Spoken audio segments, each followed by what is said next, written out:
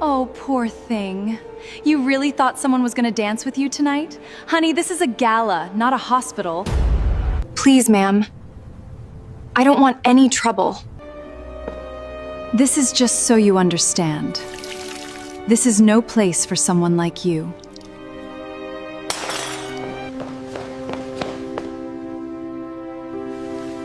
I am so sorry.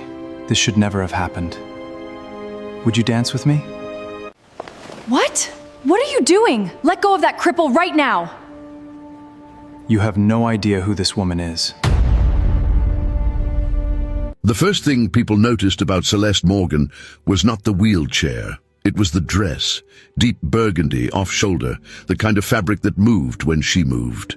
Her red hair fell loose past her collarbone, and she wore no jewelry except small gold earrings that caught the chandelier light when she turned her head. She had arrived alone, accepted a glass of champagne from a passing server with a quiet thank you, and found a spot near the edge of the ballroom where she could see everything without being in anyone's way.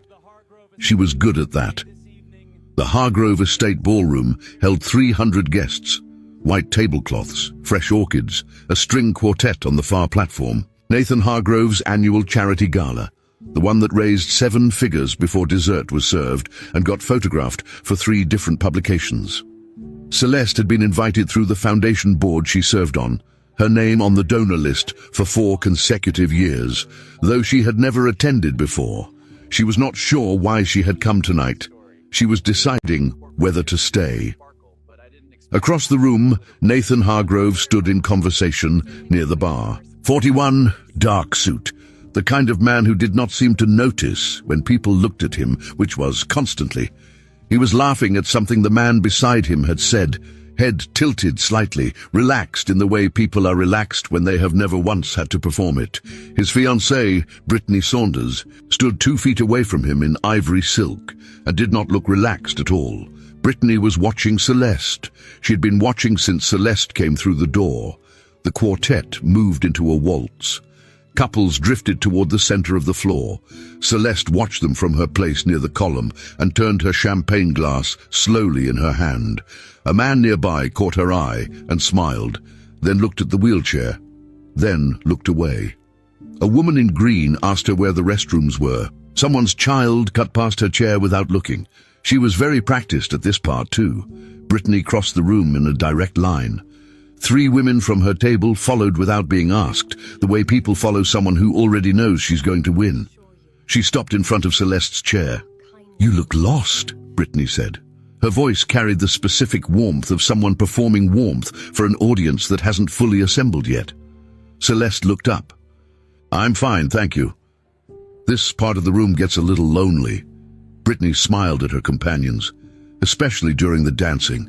It must be so hard to be here for that part. She tilted her head. "I'm sure Nathan can arrange something. A car, maybe, earlier than most people would leave, but..." She let it land. "More comfortable for you." One of her friends touched her own mouth. The quartet was still playing. Celeste said nothing. She held her champagne glass and looked at Brittany the way you look at weather. "There's really no reason to stay," Brittany said. Quieter now, closer. The audience narrowed to just the 4 of them. "Nobody here is going to ask you to dance.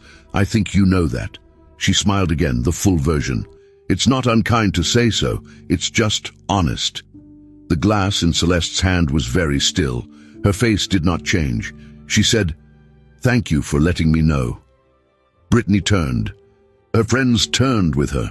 Nathan had moved from the bar. He was standing 12 feet away, close enough to have heard most of it. His expression was not the one Brittany expected. She opened her mouth. He was already walking past her. He stopped in front of Celeste's chair and crouched down to her level, not awkward about it, not making a production of it, and said, quietly enough that only she could hear, "I'm a terrible dancer. I want you to know that before I ask."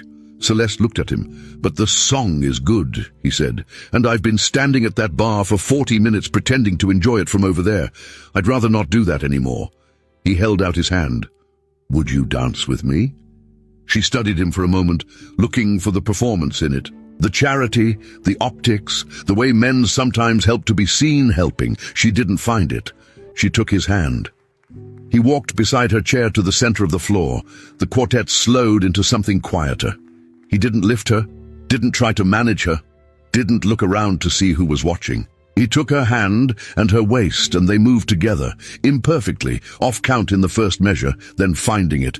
And the room around them did what rooms do when something real happens unexpectedly inside them. It went quiet. 300 people, and the only sound was the music. Brittany stood at the edge of the floor.